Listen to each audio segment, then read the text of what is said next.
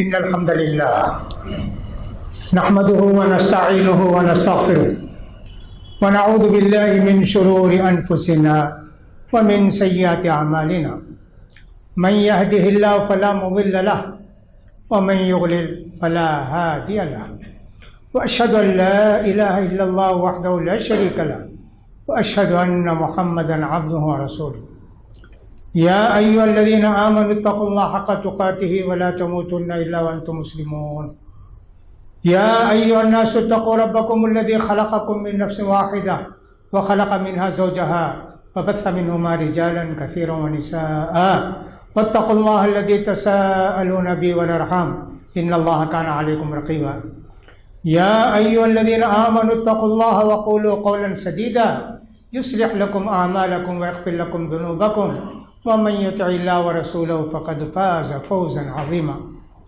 أما بعد فإن خير الحديث كتاب الله وخير الهدي هدي محمد صلى الله عليه وسلم وشر الأمور محدثاتها وكل محدثة بدعة وكل بدعة ضلالة وكل ضلالة في النار يقول سبحانه وتعالى في محكم تنزيله يا أيها الذين آمنوا بالله ورسوله والكتاب الذي نزل على رسوله والكتاب الذي أنزل من قبل ومن يكفر بالله وملائكته وكتبه ورسله واليوم الآخر فقد ضل ضلالا بعيدا.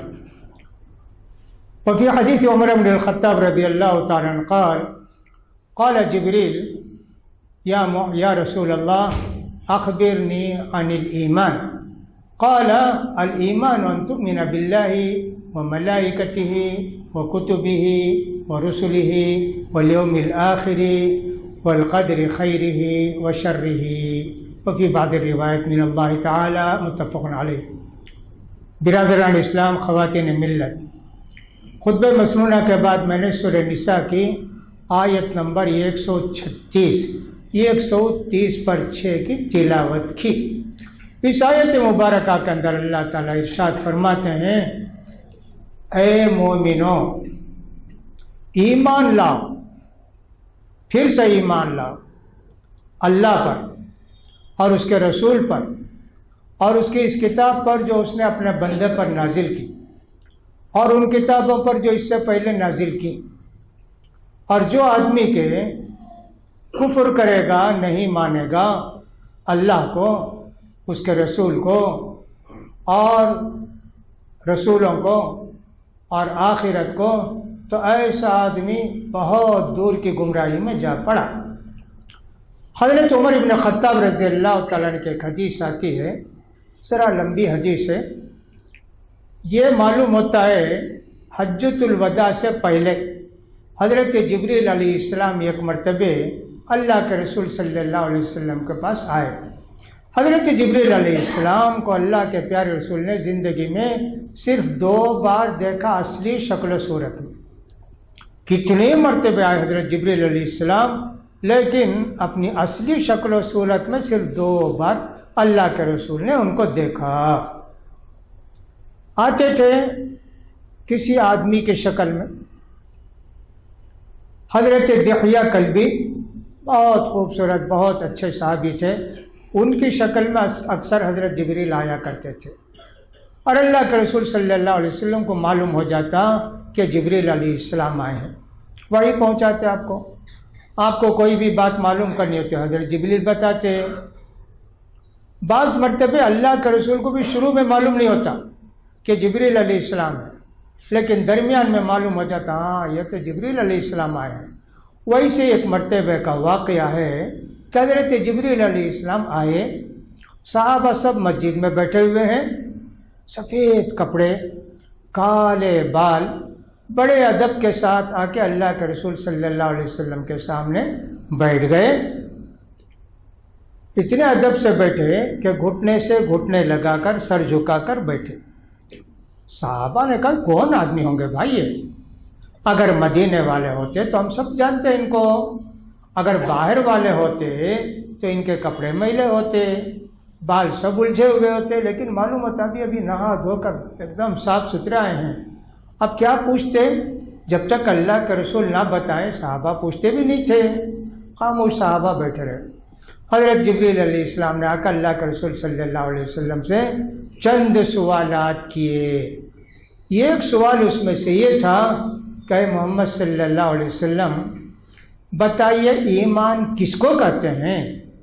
اللہ کے رسول صلی اللہ علیہ وسلم نے فرمایا پختہ پکا یقین رکھو اللہ پر، وہ ملائکتی، اللہ کے فرشتوں پر بھی یقین رکھنا ضروری ہے۔ اللہ نے جتنی کتابیں نازل کی ہیں سب پر ایمان لانا ضروری ہے۔ جتنے نبیوں کو اللہ کے رسول صلی اللہ علیہ وسلم نے دنیا میں اللہ کا پیغام پہنچانے کے لیے بھیجا، ان سب پر ایمان لانا ضروری ہے۔ اور اسی طرح آخرت کے دن پر بھی ایمان لانا ضروری ہے۔ تقدیر اچھی ہو یا بری ہو تمہارے حق میں، اس پر بھی ایمان لانا ضروری ہے۔ 6 باتیں اللہ کے پیارے رسول صلی اللہ علیہ وسلم نے بتائیں حضرت جبریل کو۔ حضرت جبریل علیہ السلام نے کہا صدقتا، آپ کا جواب ٹھیک ہے۔ صحابہ کو تعجب ہے کیسے آدمی ہے بھائی، معلوم نہیں تھا، پوچھے بتائے تو کہتے ہیں آپ کا جواب ٹھیک ہے، کیا امتحان لے رہے ہیں اللہ کے رسول کا؟ لیکن صحابہ کیا کہتے ہیں، خاموش بیٹھے تھے۔ اب اس کے بعد انہوں نے اسلام کے متعلق پوچھا، احسان کے متعلق پوچھا، قیامت کے متعلق پوچھا، قیامت کی علامتوں کے متعلق پوچھا، یہ ساری باتیں پوچھیں، لیکن ہم نے صرف ایمان سے متعلق جو باتیں اللہ کے رسول نے بتائیں وہ بتا رہے۔ ایمان دل کے یقین کو کہتے ہیں میرے بھائی۔ ایمان ایک تو یقین ہے، اور اس سے بڑھ کر یقین تو پختہ یقین جس کو ہم کہتے ہیں وہ ایمان۔ اللہ پر ایمان لانا سب سے پہلی بنیادی شرط ہے، یہ عقیدہ کہلاتا ہے، یعنی دل سے جن باتوں کا ماننا ضروری ہے ان سب کو عقیدہ کہتے ہیں۔ اللہ کو ہم نے دیکھا نہیں، لیکن ہم پورا یقین رکھتے ہیں کہ اللہ موجود ہے، اس کی صفات، اس کے کمالات، اس کے افعال سب اللہ کرتا ہے۔ یقین اس کو کہتے ہیں غیب پر ایمان لانا، اس کو کہتے ہیں عقیدہ رکھنا۔ تو پہلی بات تو یہ ہے کہ اللہ کے متعلق ہم کو عقیدہ رکھنا چاہیے کہ اللہ ہی ہمارا خالق ہے، مالک ہے، رازق ہے، اسی نے ہم کو اس دنیا میں پیدا کیا، وہی ہم کو روزی دیتا ہے، ہمارے نفع نقصان کا مالک وہی ہے، ہماری زندگی کا، ہماری موت کا مالک وہی ہے، ہماری بیماری ہو شفا ہو وہی ہے۔ یہ نہیں کہ اللہ ہے مان لیے تو یہ سب مانتے نا، پھر ایمان کیا ہے؟ ایمان تو یہ ہے کہ اللہ کے صفات کو بھی ماننا، اللہ کے افعال کو بھی ماننا، اللہ کے جتنے اونچے درجات اور کمال جس کو کہتے ہیں ان سب پر یقین رکھنا۔ یہ ایمان جب مضبوط ہو جاتا ہے اللہ پر تو آدمی صرف اللہ کا ہو جاتا ہے، دنیا کی کسی طاقت سے ڈرتا نہیں، دنیا کے کسی بھی خوف سے اس کو لرزہ نہیں آتا ہے، دنیا کے لوگوں کو جو قابل عزت و احترام ہے اللہ کے حکم کو ماننے والے ان کے ساتھ رہتا ہے، دنیا کے جتنے برے لوگ ہوں کسی منصب کے عہدے کو مالداروں ان کے ساتھ نہیں رہتا ہے۔ اللہ پر ایمان لانا بہت بڑی بات ہے، اتنے اونچے درجے کی بات ہے کہ اگر کوئی آدمی ایمان کا حق ادا کر دے تو الحمدللہ اس کی دنیا اور آخرت سنور جائے گی۔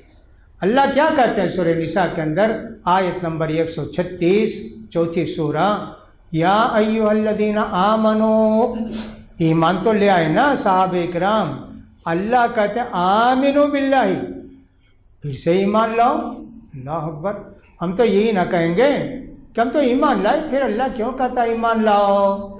ہاں، اپنے ایمان کا جائزہ لو کہ تم اللہ پر ایمان لائے تو کیا اللہ پر اتنا بھروسہ کرتے ہو، اللہ پر اتنا یقین ہے، اللہ کے سارے صفات و افعال کو تم مانتے ہو؟ پھر اللہ کو مانتے تو پھر دنیا سے کافروں سے ڈرنے کا کیا سوال ہے؟ لشکر سے، ہتھیار سے، فلاں سے، موت سے ڈرنے کا کیا سوال ہے؟ وَخَافُونِ إِن كُنتُم مُؤْمِنِينَ، اگر تم سچے مومن ہو صرف مجھ سے ڈرو۔ اللہ کا یہ پیغام ہے، تو اللہ کہتے ہیں مسلمانوں پھر اسلام لاؤ، مومنوں پھر ایمان لاؤ اللہ پر، اس کے رسول پر، اس کی کتاب پر، اور اس سے پہلے جتنی کتابیں اللہ نے نازل کی ہیں ان سب پر ایمان لاؤ۔ اگر ان میں سے کسی میں ذرا سا فطور ہو گیا، ذرا سا نقص رہ گیا، ذرا سی کمی رہ گئی، تو اللہ فرماتے فقد ضل ضلالا بعیدا، ایسا آدمی بہت دور کی گمراہی میں جا کر گرا۔ تو معلوم یہ ہوا کہ اللہ پر ایمان لانا عقیدے کی پہلی بنیادی شرط ہے، اللہ کو ماننا۔ اس دنیا میں اللہ ہی نے ہم کو پیدا کیا، اس پر یقین ہونا چاہیے ہم کو۔ اللہ نے کہا الحمدللہ رب العالمین، ساری دنیا کو پالنے والا اللہ ہے، اسی کے لیے ساری تعریفیں ہیں۔ لہذا اللہ نے ہم کو اس دنیا میں پیدا کیا، اللہ جس حالت میں بھی ہم کو رکھے اللہ کے بندے ہی بن کر ہم کو رہنا ہے، اللہ کے غلام ہی بن کر ہم کو رہنا ہے، اللہ کے اس فیصلے پر ہم کو ہر طرح راضی رہنا ہے، جس کو تقدیر کہتے ہیں وہ بعد میں آئے گا۔ تو فرماتے ہیں پھر نبی کریم صلی اللہ علیہ وسلم ان تؤمن باللہ، اللہ پر ایمان لاؤ۔ جس حالت میں بھی جس حالت میں بھی بندہ ہو اللہ سے ہمیشہ خوش رہتا ہے۔ فی السراء والضراء، ایسے لوگ تو پیسہ ہو تو بھی اللہ کے راستے میں خرچ کرتے ہیں، تکلیف ہے تو بھی اللہ کے راستے میں خرچ کرتے ہیں۔ ویسے ایمان کا بھی حال ہے، کیسی تشویش ہو، پریشانی ہو، ذرا بھی ہمارا یقین اللہ سے ہٹتا نہیں، یقین رہتا ہے ایمان پر۔ اسی لیے نبی کریم صلی اللہ علیہ وسلم فرماتے ہیں روزے کے تعلق سے من صام رمضان ایمانا واحتسابا، جو آدمی کے رمضان کے روزے رکھا ایمان کے ساتھ اور ثواب کی نیت سے، یہ نہیں کہا روزہ رکھا صرف کہ اس کے گناہ معاف ہو جاتا، نہیں کہا ایمان کے ساتھ اور ثواب کی نیت سے۔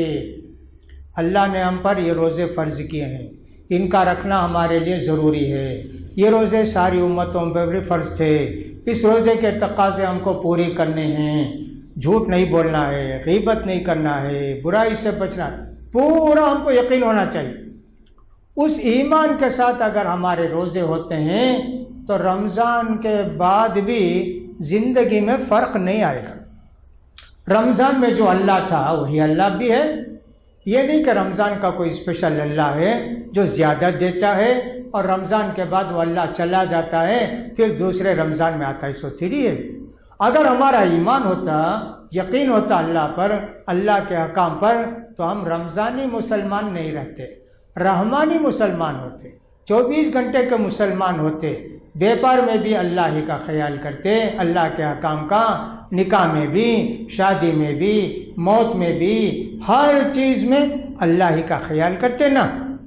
کتنے عجیب و غریب لوگ ہیں، کہتے ہیں اچھا رمضان ہے جی ابھی میں تم سے لڑ نہیں سکتا، رمضان ہے میں جھوٹ نہیں بول سکتا۔ اللہ، یہ بندہ رمضانی مسلمان ہے، اسی لیے رمضان جاتے ہی یہ بھی چلا جاتا ایمان کی دنیا سے، کہیں کھو جاتا ہے۔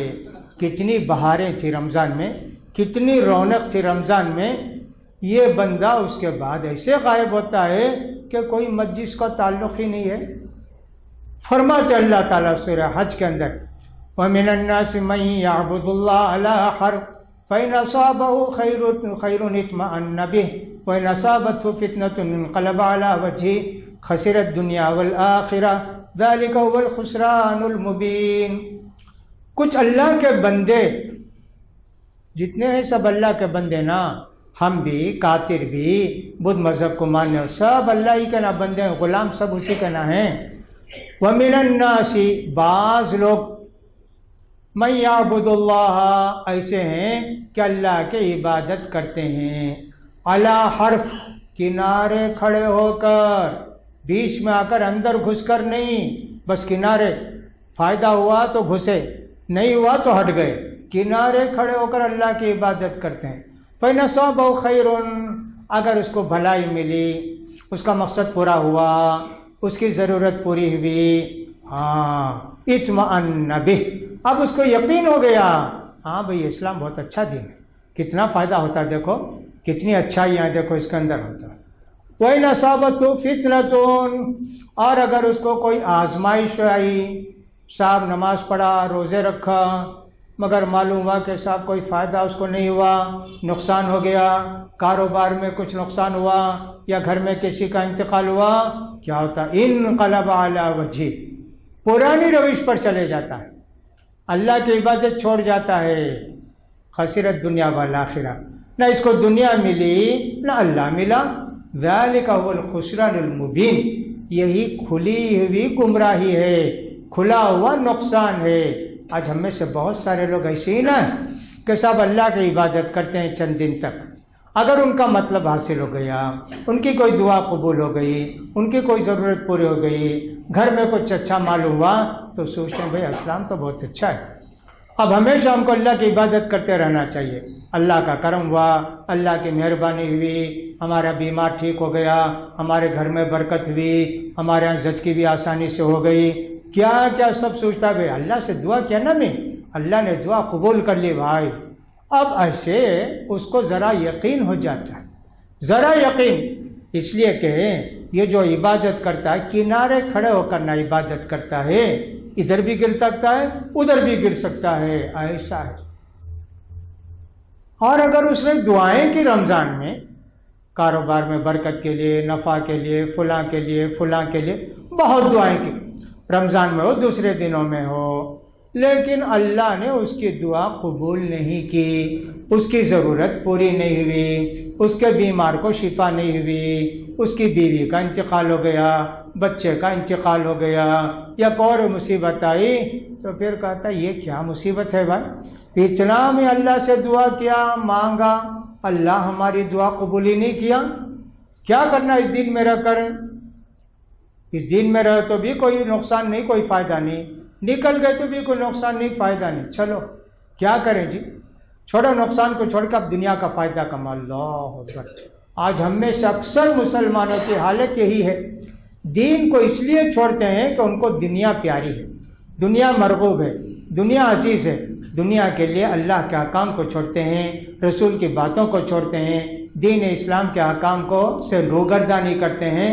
اکثر لوگوں کا یہ نہ حال ہے، اتنا یقین اگر ہو کہ سب کچھ بھی ہو جائے جی، ہم کو اللہ راضی کرنا، اللہ کو راضی کرنا ہے، دولت جائے، مال جائے، منصب جائے، عہدہ جائے، بیوی جائے، بچے جائیں، کچھ پرواہ نہیں، ہم کو اللہ کو راضی کرنا ہے۔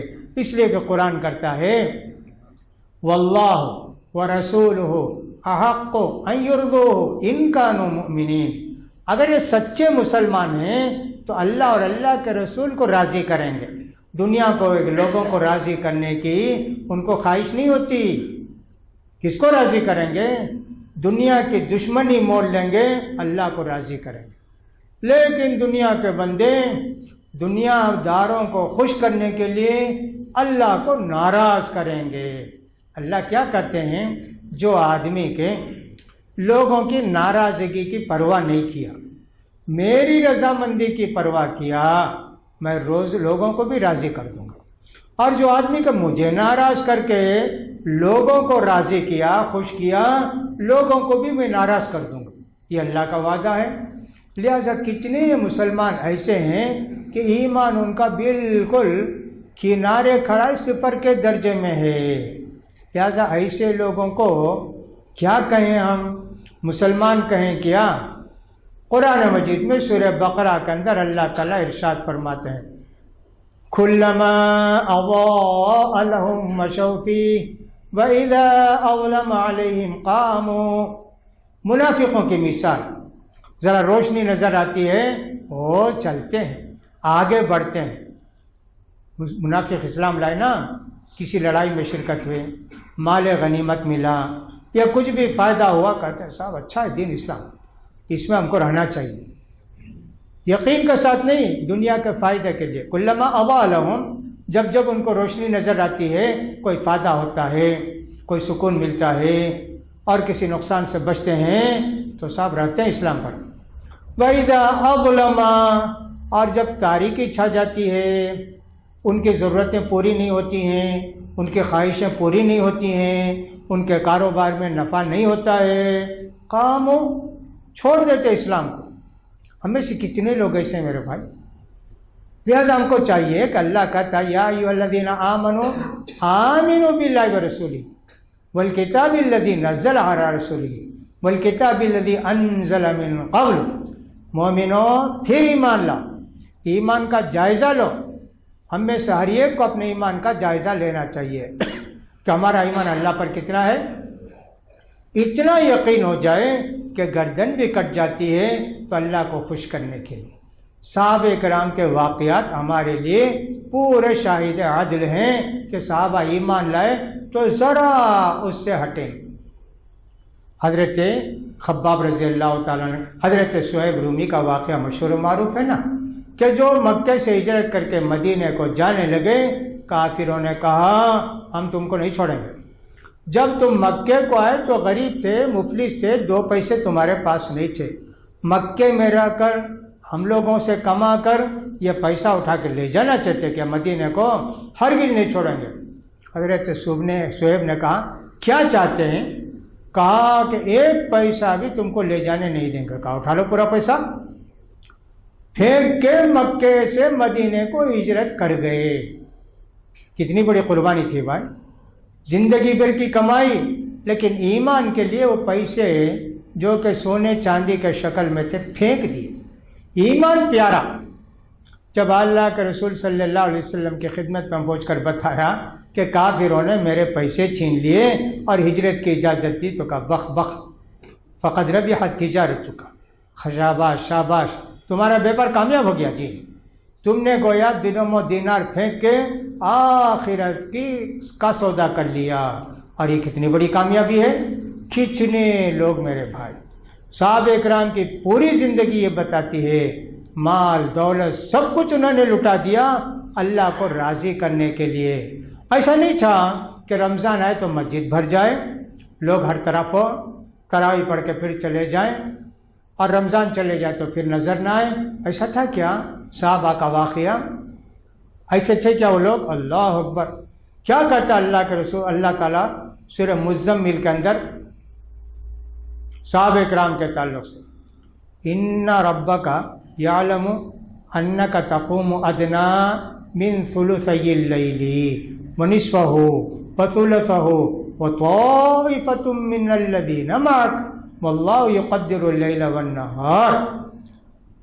اللہ تعالیٰ نے پہلے نبی کو حکم دیا، یا ایھا نبی قم اللیل الا قلیلا، نبی رات کو سونے کے لیے نہیں سمجھنا، صرف پوری رات عبادت کرو، ہاں تھوڑا سو جاؤ۔ اللہ اکبر! نبی کو حکم، دن میں عبادت ہے، تبلیغ ہے، دعوت ہے، سب ہے، رات سونے کے لیے کیا؟ ہمیں سے ہر آدمی یہی نہ سوچتا ہے رات سونے کے لیے، بس کمبل اوڑھ کے سو گئے، صبح رات 9 بجے، صبح 5 6 7 8 بجے اٹھے۔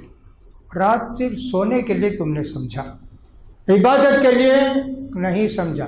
ان ناشئۃ اللیل ہی اشد وطئا واقوم قیلا، دن میں نماز پڑھتے ہو، فرض نمازیں ہیں، ان کا بھی ثواب ہے، اجر ہے، بہت ہے، لیکن رات کی نماز کی بات ہی اور ہے، اس کے بول بہت بھاری ہیں، اس کا ثواب بہت زیادہ ہے۔ تہجد پڑھتے کون دیکھتے بھائی؟ محلے والے دیکھتے، بستی والے دیکھتے، تہجد کے آ کے جماعت میں پڑھتا، وہ تو اکیلا اللہ کے ساتھ بات کرتا جی۔ ایمان ہوتا نہ بات کرے گا، ایمان ہی نہیں ہے اس کو، کیا عبادت کرے گا؟ رات میں اٹھ کے تہجد پڑھے گا کیا؟ نہیں۔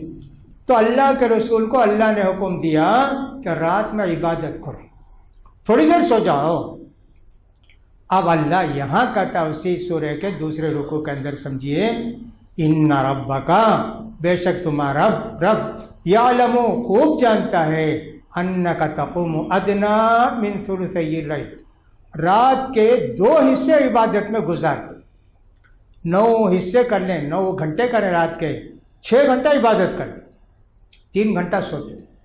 ان ربک یعلم انک تقوم ادنی من ثلثی اللیل ونصفہ، کچھ لوگ آدھی رات 4.5 گھنٹے سوئے، 4.5 گھنٹہ عبادت کی، وثلثہ، کچھ لوگ 1/3 عبادت میں رکھتے، 9 گھنٹے میں 3 گھنٹے عبادت، 6 گھنٹے سوئے.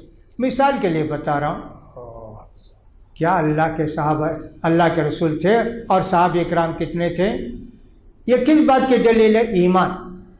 رات میں جب آدمی کو یقین ہو کہ اللہ تعالیٰ سے بات کرنی ہے، اللہ سے دعا کرنی ہے، اللہ سے مانگنی ہے، وہ نہ اٹھ کے کھڑے ہوگا. یقیناً ہماری 5 وقت کی نمازیں بھی اللہ کے لیے ہیں، لیکن اس میں تھوڑا دخل کیا ہے؟ نہیں گیا تو لوگ کیا کہیں گے معلوم نہیں، جماعت سے نہیں گیا تو پتہ نہیں لوگ کیا سمجھیں گے. لوگوں کا ڈر بھی رہتا، لوگوں کا لحاظ بھی رہتا. لیکن تہجد میں کس کا لحاظ ہے؟ اللہ کے علاوہ کسی کا لحاظ نہیں نا. تو تہجد کی نماز اس بات کی دلیل ہے کہ اللہ کا یہ پیارا بندہ ہے. تو لہٰذا اتنا یقین اللہ کے ایمان، اللہ کے ہونے پر، اللہ کے وعدے پر، اگر اس کا ایک ذرہ بھی ہمارے ایمان میں داخل ہو جائے تو ہمارا ایمان تازہ ہو جائے گا. تو فرماتے ہیں اللہ تعالیٰ ان ربک یعلم انک تقوم ادنی من ثلثی اللیل ونصفہ وثلثہ وطائفۃ من الذین معک. تیرے محمد صلی اللہ علیہ وسلم تمہارے ساتھ بہت سارے صحابہ بھی یہ کام کرتے ہیں. واللہ یقدر اللیل والنہار. اللہ تعالیٰ رات اور دن کو کتنا بڑھانا گھٹانا کیا کرنا سب جانتا ہے. علم ان لن تحصوا فتاب علیکم فاقرؤوا ما تیسر من القرآن. ہمیشہ تم رات کے 3 حصے کر کے 2 حصے عبادت نہیں کر سکتے، آدھی رات عبادت نہیں کر سکتے. اللہ نے تمہارے لیے معاف کر دیا. اب جتنا ہو سکے کرو عبادت. یہ نہیں کہ صاحب رات میں زیادہ عبادت کرو تھوڑا سو.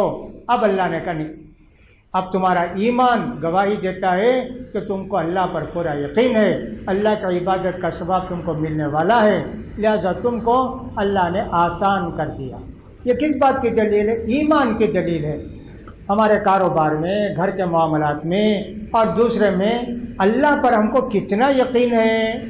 آمنو باللہ، ایمان لاؤ، ایمان کا جائزہ لو. لہذا ایمان لانا اللہ پر اس بات کی دلیل ہے کہ بندہ اللہ کا بن گیا. اب ہر چیز میں وہ اللہ کا حساب کرتا ہے، اللہ کی خوشنودی کو دیکھتا ہے، اللہ کی رضامندی کو دیکھتا ہے.